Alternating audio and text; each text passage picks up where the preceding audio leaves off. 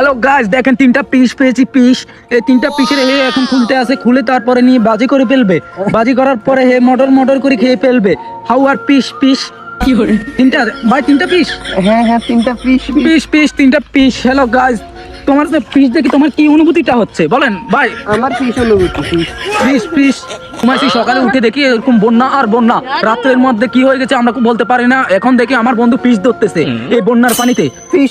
Piece তিনটা piece ধরেছে, আর একটা আছে সামনে, ওইটাও নিতে যাবে। দুইটা হ্যালো গাইস, কি পিস দেখেন, পুরা দেশে পানি আর পানি, অরাজগৎ আর অরাজগৎ। হ্যালো গাইস, এটা পানি।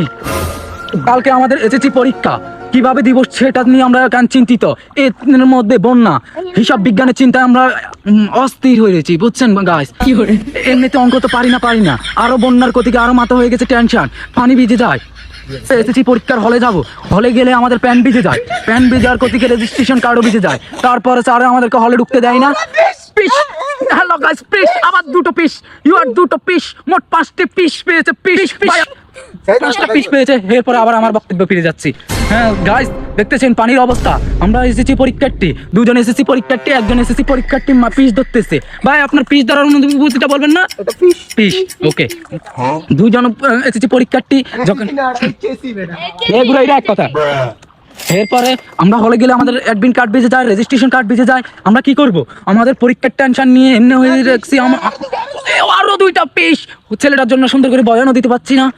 আরো দুইটা পিস, মোট 7টা পিস পেয়েছে ওরা। ওকে। হ্যালো গাইস, দেখতেছেন মানুষ কিভাবে আসতেছে। আমাদের এসএসসি পরীক্ষার অনেক কষ্ট হতেছে, আমরা দিন দিন কারণ অনেক শুকিয়ে যাচ্ছি এসএসসি পরীক্ষার চিন্তা। আমাদের কালকে অ্যাকাউন্টিং পরীক্ষা, এখন দ্বিতীয় পত্র, বুঝছেন গাইস? আপনারা সবাই দোয়া করবেন এই পানি যাতে শুকিয়ে যায়, আমরা যাতে শান্তশিষ্টভাবে পরীক্ষা দিতে যেতে পারি এবং পিস ধরা নিয়ে যাতে চিন্তিত মুক্ত থাকতে পারি।